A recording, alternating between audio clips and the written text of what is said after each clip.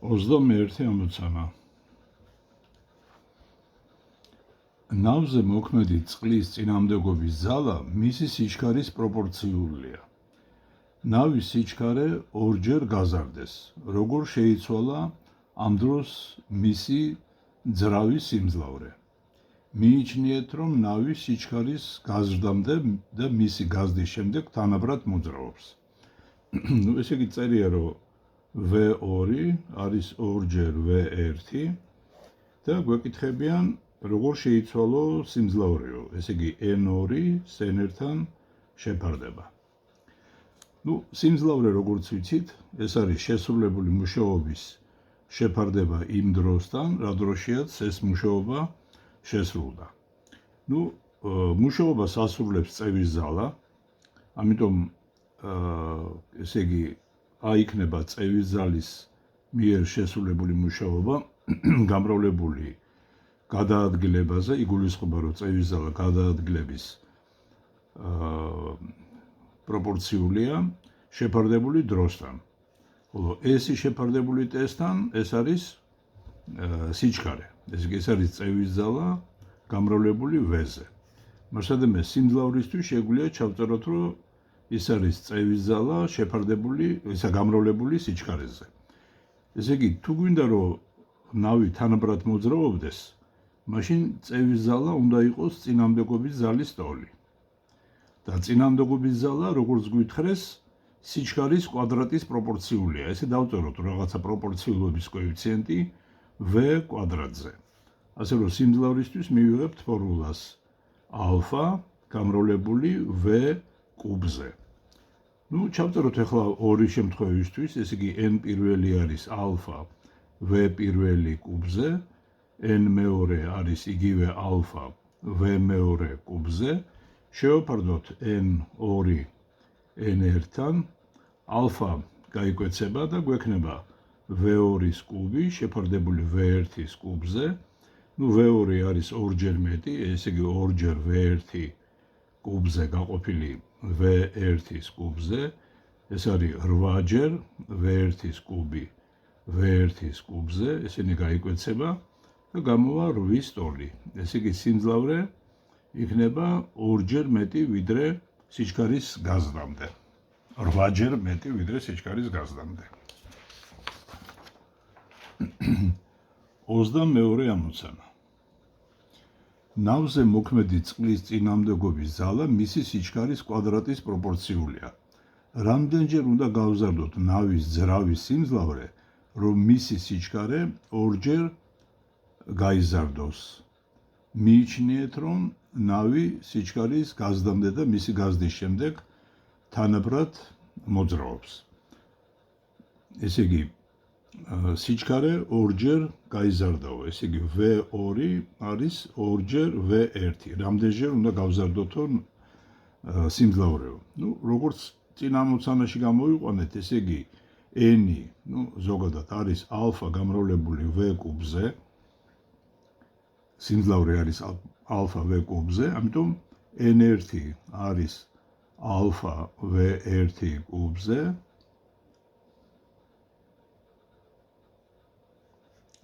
n2 არის ალფა V2 კუბზე. ესე იგი, ფაქტურად n2 შეფარდებული n1-თან გამოვა ალფა V2 კუბზე, შეფარდებული ალფა V1-ის კუბზე. ეს ალფები გაიკვეცება, V2-ის კუბი V1-ის კუბზე იქნება ორჯერ V1-ის ეს ყველაფერი კუბში შეფარდებული V1-ის კუბზე, გამოვა 8-ის ტოლი. 23 ამოცანა. თვითმფრინავი მიფრინავს 800 კმ/სთ სიჩქარით, რომლის ორი ძრავიდან თითოეული 40 მეგავატ სიმძლავრეს ავითარებს. განსაზღვრეთ თითოეული ძრავის წევის ზალა.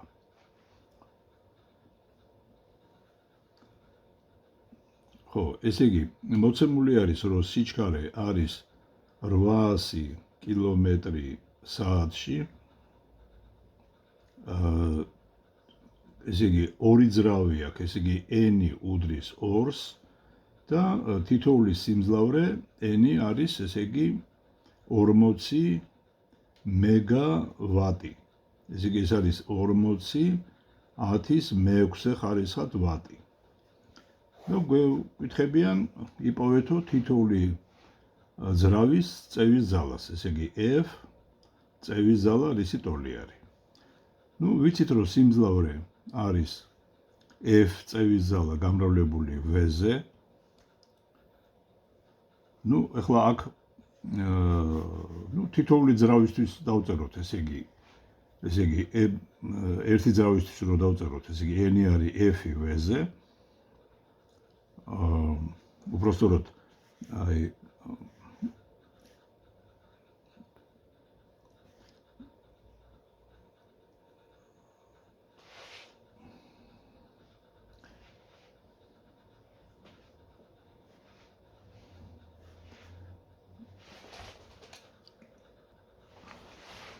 და აქედან წევის ზალა იქნება n შეფარდებული V-სთან. ჩვენ შეგვიძლია ცოტა სხვანაირად დაგვეწერა, რადგან ორი ძრავი არის ჩართული, ორივე სიმძლავრე არის 2n და ორივეს ერთად წევის ზალა არის 2f. ეს გამრავლებული V-ზე. ეს ორები შეგვიძლია გაგვეკვეცა და იგივე შედეგს მივიღებთ.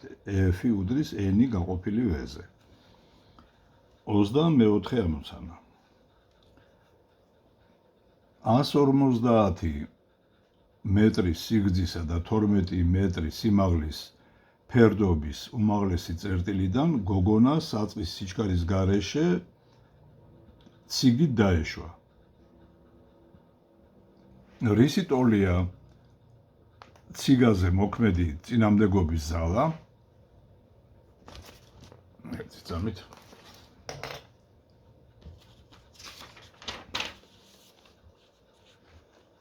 თუ გოგონასა და ციგის სიჩქარე ფერდობის ბოლოს 12.2 მეტწამის ტოლია და საერთო მასა 80 კილოგრამია. ჩავწეროთ მოცემულობა, რომ მასა საერთო არის 80 კილოგრამი. ფერდობის სიგრძე L არის 150 მეტრი. ფერდობის სიმაღლე A-ში არის 12 მეტრი. უსაწყისო სიჩქარით დაეშვა ეს გოგონა. უსაწყისო სიჩქარით დაეშვა და ბოლოში ქონდა სიჩქარე V არის 12.2 მეტრი წამში. და რისი ტოლი არის წინამდებობის ზალის მოდული.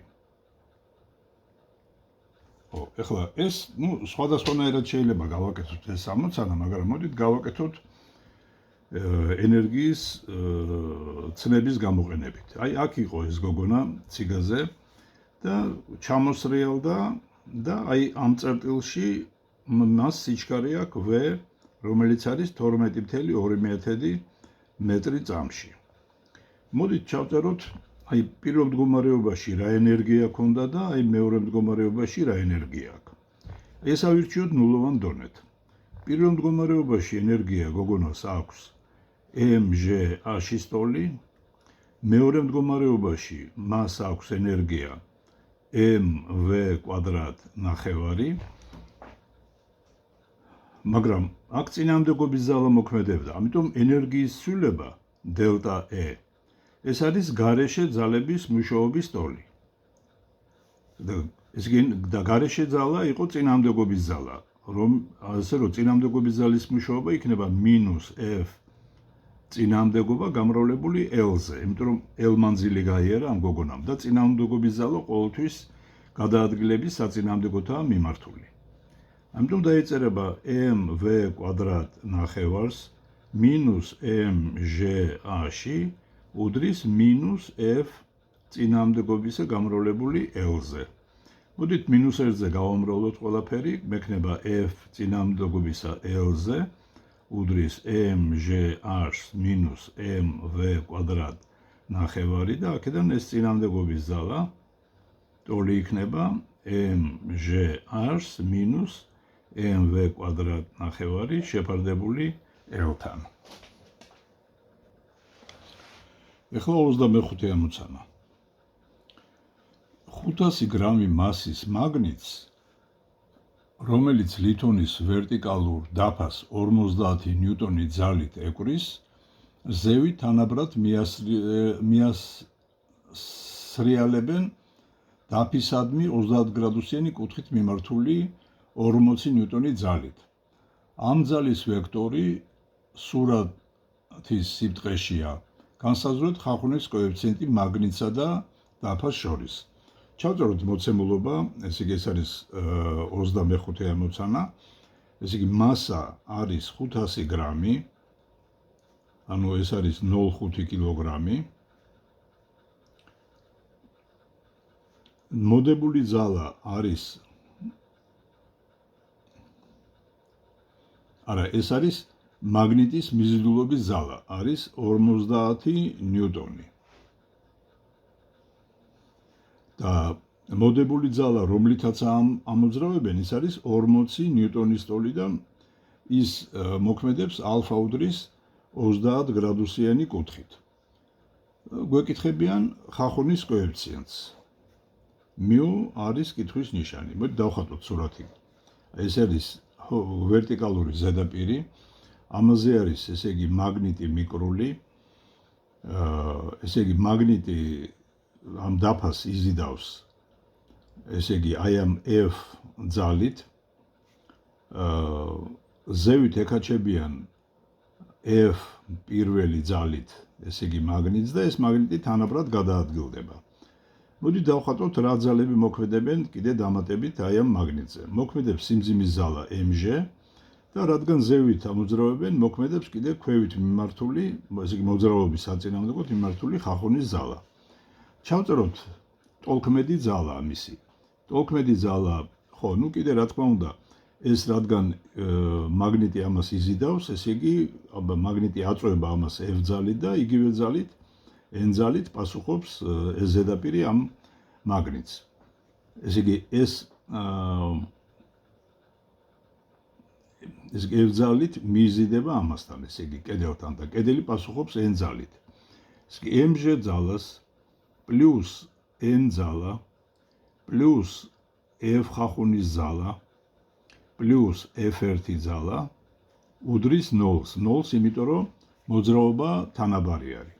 მოდი დავაგეგმილოთ ეს ყველაფერი აი ამ y ღერძზე. ნუ y ღერძზე დავაგეგმილებისას, ესე იგი, ეს კუთხე არის ალფა, გვექნება F1 კოსინუს ალფა მინუს mg მინუს F ხახუნისა უდრის 0-ს. იმიტომ რომ თანაბარი მოძრაობა. ასევე დავაგეგმილოთ აი ამ ესე იგი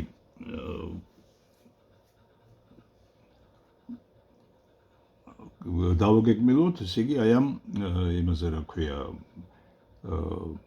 რა ჯანდაბა, ესე იგი, x ღერძზე. ხო, ნუ პლუს f-ი გამომჩა აქ. მოშადე ამაზე მოქმედებს ეს f-ი, f1, n-ი რეაქციის ძალა, mg ძალა და ხახუნის ძალა. ხო, ეხლა x ღერძზე რო დავაგეგმილოთ, გვექნება f1 სინუს ალფა მინუს f-ი f1 სინუს ალფა მინუს f-ი პლუს n-ი უდრის 0-ს. ხახუნის ძალა, როგორც ვიცით, არის, ესე იგი, μ n-ის ტოლი. ასე რომ n-ი ჩვენ შეგვიძლია აქედან ვიპოვოთ, განვსაზღვროთ, ესე იგი, n-ი უდრის f-ს მინუს f1 სინუს ალფა. ამიტომ ხახუნის ძალა გამოგვივა μ გამრავლებული f-ს მინუს f1 სინუს ალფა. შევიტანოთ, ესე იგი, ეს ყველაფერი ახლა აი ამ ფორმულაში, ამისათვის ეს ხახუნის ძალა გადავიტანოთ იქეთ მხარეს. ესე იგი, f ხახუნი გამოგვდის f პირველი კოსინუს ალფა მინუს mg. მეორე სულ ხახუნის ძალა ამის ტოლია, ესე იგი, μ f-ს მინუს f1 სინუს ალფა უდრის f1 კოსინუს ალფა მინუს mg. გავხსნათ ჩხილები, არ გვინდა ჩხილების გავხსნა, μ ვიპოვოთ პირდაპირ, μ ტოლი არის f1 კოსინუს ალფა მინუს mg შეფარდებული f-ს მინუს f1 სინუს ალფა. ნუ კუთხე ალფა რადგან 30 გრადუსია კოსინუს 30 გრადუსზე არის ფესვი 3-დან 2-ზე, ხოლო სინუს 30 გრადუსზე არის ესე იგი 1/2 ტოლი. 26 ამოცანა. საქანელზე მჯდომი 30 კილოგრამი ბავშვის გასაქანებლად მამა მას ჰორიზონტალურად მიმართული 400 ნიუტონი ძალით მიაწვა. შედეგად საქანელას თოკი ვერტიკალიდან გარკვეული კუთხით გადაიხარა. რისი ტოლია საქანელას ორი თოკიდან თითოეულის დაჭიმულობის ძალა გადახრილ მდგომარეობაში. აი დავხატოთ სურათი, ესე იგი ახლა აქ ცოტა გავამარტივეთ სურათს, ესე იგი თქვა ეს არის საქანელა, გვახსოვდეს რომ აქ ორი თოკი არის სინამდვილეში. ესე იგი ამ ბავშვზე მოქმედებს ქვევით მიმართული სიმძიმის ძალა mg, ესე ჰორიზონტალურად მოქმედებს, ესე იგი ეს მამამისმა რა ძალითაც მიაწვა და ზევით მოქმედებს 2t, იმიტომ ორი თოკი არის. ერთი თოკი მეხატია, მაგრამ თითოეულ თუ გნებავთ ესე იყოს მეორე თოკი, ამის პარალელურად დავხატე. ჩავწეროთ მოცემულობა, მასა ამ ბავშვისა არის 30 კილოგრამი, ეს f ძალა არის 400 ნიუტონი. და ჩვენ გვეკითხებიან თოკის დაჭიმულობის ძალა რისი ტოლი არის. ჩავწეროთ ამ ბავშვის წონასწორობის პირობა ამ მდგომარეობაში გაჩერებულია. მოითა ეს კუთხე ავნიშნოთ ალფათი. ესე იგი f ძალას პლუს mg ძალა პლუს 2t ძალა უდრის 0-ს. დავაგეგმილოთ, ესე იგი ერთი იყოს y ღერძი, მეორე იყოს x ღერძი. ახლა x ღერძზე დაგეგმილებისას გვექნება f-ს მინუს 2t სინუს ალფა უდრის 0-ს, ხოლო y ღერძზე დაგეგმილებისას გვექნება 2t კოსინუს ალფა მინუს mg უდრის 0-ს. გადავწეროთ ეს ცოტა სხვანაირად, ესე იგი 2t სინუს ალფა უდრის 0-ს, ხოლო 2t სინუს ალფა უდრის f-ს ბოდიში და 2t კოსინუს ალფა უდრის mg-ს. გავყოთ ერთმანეთზე, აქ 2t-ები გაიკვეცება და გვექნება, რომ ტანგენს ალფა არის f-ი შეფარდებული mg-სთან. ახლა თუ ტანგენსი ვიცით, მერე თქვა ჩვენ შეგვიძლია ან სინუსი ვიპოვოთ, ან კოსინუსი ვიპოვოთ. ეს სხვადასხვანაირად შეიძლება ცხრილიდან უბრალოდ ალფა გამოთვალოთ, ესე იგი, მაგრამ შეიძლება ვისარგებლოთ აი ამ ფორმულით, რომ სინუს კვადრატ ალფას დამატებული კოსინუს კვადრატ ალფა ვიცით, რომ ყოველთვის ერთის ტოლია. მოდით ყველაფერი შევაფარდოთ კოსინუს კვადრატ ალფაზე. ესე იგი, გვექნება ტანგენს კვადრატ ალფა პლუს 1 არის 1 გაყოფილი კოსინუს კვადრატ ალფაზე. ანდა კოსინუს კვადრატ ალფა ეს არის 1 შეფარდებული 1 პლუს ტანგენს კვადრატ ალფაზე. ასე რომ კოსინუს კვადრატ ალფა ეს არის 1 პლუს f-ი შეფარდებული mg-ზე კვადრატში. აი აქ კვადრატში. მასადამე კოსინუს ალფა არის ფესვი აქედან.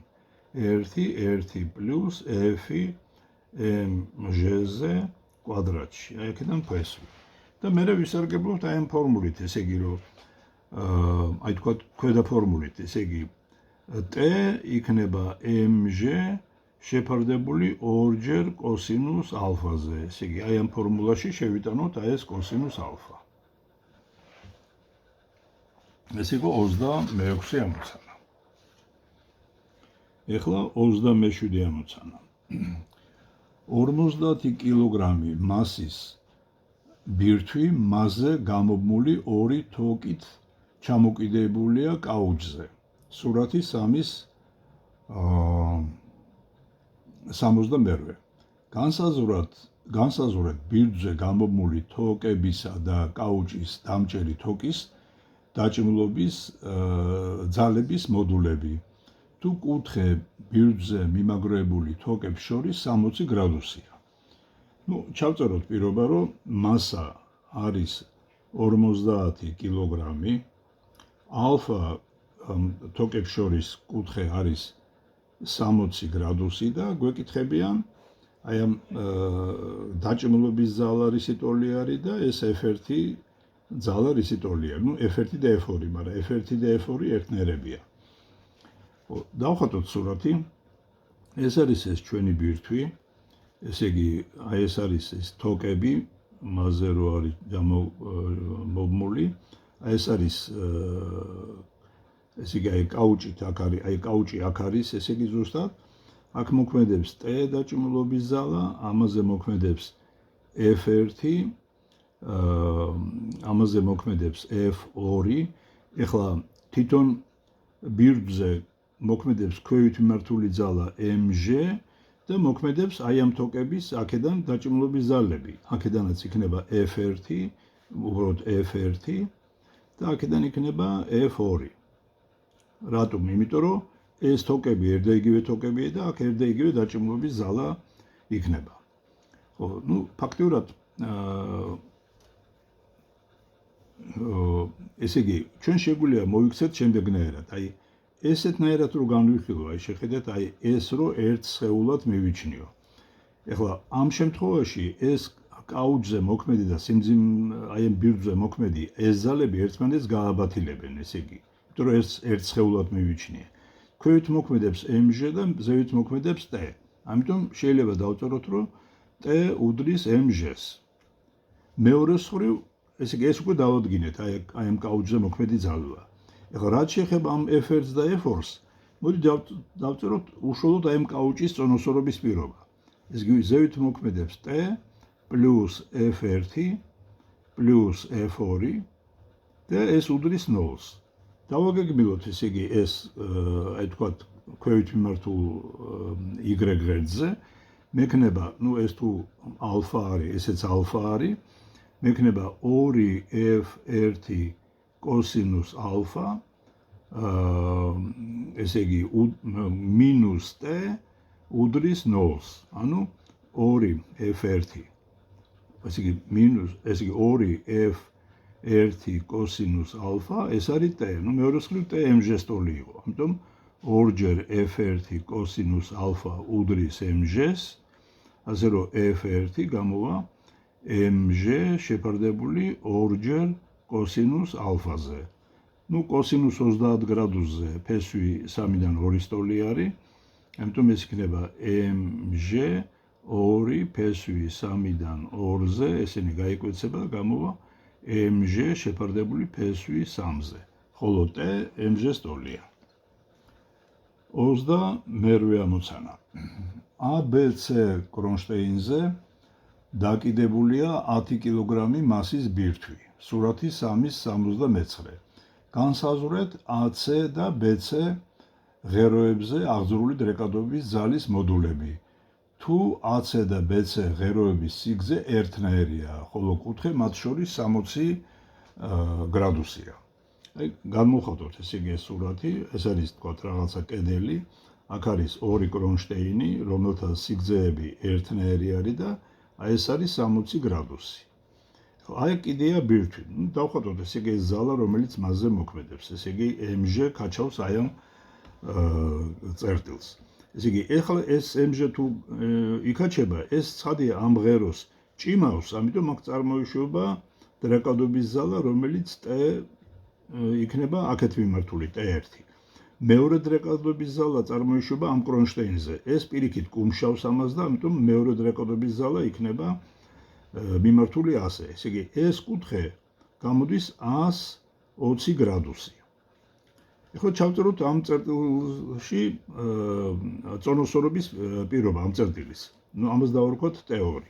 ესე იგი, T პირველს პლუს T მეორე პლუს mg უდრის 0-ს. დავაგეგმილოთ, ესე იგი, აი ამ თქვათ იყოს ეს y ღერძი. ესე იგი, T პირველი კოსინუს αλφα პლუს T მეორე კოსინუს ალფა იქნება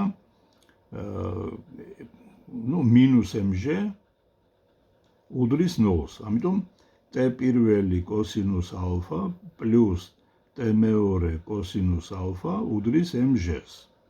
ეხლა დავაგეგმილოთ აი ამ x ღერძზე. x ღერძზე დაგეგმილებით მივიღებთ, რომ T1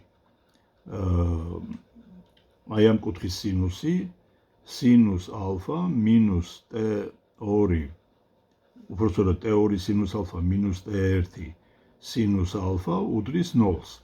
მეორე ტოლობიდან ვღებულობთ, რომ T2 სინუს ალფა უდრის T1 სინუს ალფას, ესენი გაიკვეცება და T2 უდრის T1-ს. რადგან T2 T1-ს უდრის, უკვე ამ ფორმულიდან, აი ამ ვარსკვლავიანი ფორმულიდან შემიძლია დავწერო, რომ 2ჯერ T კოსინუს ალფა უდრის mg-ს. ანუ T იქნება mg შეფარდებული 2ჯერ კოსინუს ალფაზე. ესე იგი, ალფა არის 60 გრადუსი, კოსინუს 60 გრადუსისა 1/2-დია და T გამომივა mg-ს ტოლი, აქ რო შევიტანო. იმიტომ რომ 2-იანი და 1/2 გაიკვეცება. 29 ამოცანა.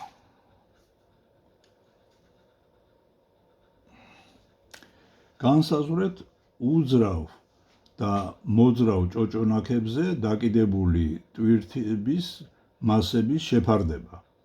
თუ სისტემა გაწონასწორებულია. კუთხე მოძრავ ჭოჭონაქებზე ამოდებულ თოკებს შორის 120 გრადუსია. ესე იგი, ალფა არის 120 გრადუსი და უნდა ვიპოვოთ მასების შეფარდება. მოით ესე M1-ის M2-თან შეფარდება თუ სისტემა წონასწორობაშია. დავხატოთ ესე იგი სურათი. ესე იგი, აქ არის ერთი ჭოჭონაქი, აქ არის გადადებული ტვირთი, აქ არის მეორე ჭოჭონაქი, ესე იგი, აქ ესე არის და აი ეს კუთხე არის, ესე იგი, 120 გრადუსი. მოდით შევხედოთ, ესე იგი, ახლა აქ რა მდგომარეობა გვაქვს. ესე იგი, ეს თოკი ერთი თოკი არის. ამიტომ ერთი თოკის გასწვრივ დაჭიმლობის ზალა ერთნაირი არის.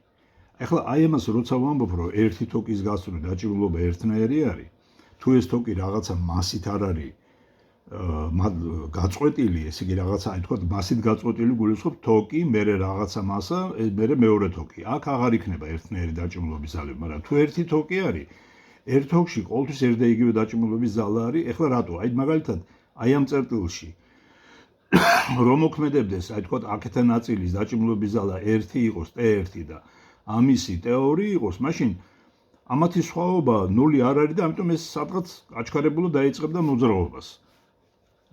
ამიტომაც არის, რომ ერთი თოკის გასწვრივ დაჭიმლობის ზალა ყველგან ერთნაირი არის. ხო, ესე იგი, აქ კიდეა მეორე ტვირთი, თქვათ, ხო? ესე იგი, ახლა ეს დავწეროთ, ესე იგი, ეს არის დავხატოთ. ესე იგი, ეს არის M1G, ამაზე მოქმედებს M2G. ხო, ამაზე მოქმედებს T დაჭიმლობის ზალა, აი ამაზეც მოქმედებს T დაჭიმლობის ზალა და ამაზეც მოქმედებს T დაჭიმლობის ზალა. აქ 120 გრადუსი არის კუთხე. ახლა ეს სხეული წონასწორობაში რო იყოს, ცხადია T უნდა იყოს M1G-ს ტოლი. მეორე მხრივ, ესეც ხო წონასწორობაში უნდა იყოს, ამიტომ ჩავწეროთ ახლა ამის წონასწორობის პირობა. M2G ქვევით მოქმედებს მინუს 2T კოსინუს ალფა, ასევე 0 უნდა იყოს. ესე იგი m2j უდრის 2t კოსინუს ალფას და t m1j არის. შევიტანოთ m2j არის 2ჯერ m1j კოსინუს ალფა. ეს j-ები გაიკვეცება და m2-ის m1-თან შეფარდება უნდა იყოს 2ჯერ კოსინუს ალფას ტოლი. ეხლა ალფა ხო, მაცადეთ, ეხლა ალფათ მეაუნიშნე აი ეს კუთხე. აი ესა, ესე იგი ეს 2 ალფა არის 120 გრადუსი. 2 ალფა არის 120 გრადუსი და ალფა არის 60 გრადუსი. კოსინუს 60 გრადუსისა არის 1/2. ამიტომ გამოვიდა რომ m2 უნდა უდრიდეს m1-ს. 30 ამოცანა. წინა ამოცანის პირობის მიხედვით განსაზღვრეთ როგორ უნდა შევცვალოთ მოძრავ ჭოჭონაკზე დაკიდებული ტვირთების მასა, რომ თოკებს შორის კუთხის გაზრდისას სისტემა კვლავ წონასწორულ მდგომარეობაში აღმოჩნდეს. ხო, ეხლა მოდით ჩავწეროთ ესე იგი ჩვენი პირობა რა გამოგვივიდა. ფაქტიურად აი იგივენაირად შეგვიძლია დავწეროთ, რომ ესე იგი m2-ის შეფარდება m1-თან უნდა იყოს 2ჯერ კოსინუს ალფა. ეხლა ეს ალფა რომელიც ჩვენ გვაქვს, ხო? ეს არის φ-ის ნახევარი, აი φ არის 120 გრადუსი. ეხლა თუ კუთხე გაიზრდება, მაშინ ალფაც გაიზრდება. და ალფას გაზრდისას კოსინუს ალფა შემცირდება. ესე იგი, რადგან კოსინუს ალფა შემცირდება, ამიტომ m2 უნდა დაპატარავდეს. m2 უნდა შემცირდეს. რომ სისტემა ისევ წონასწორობაში იყოს. ეგ არის პასუხი.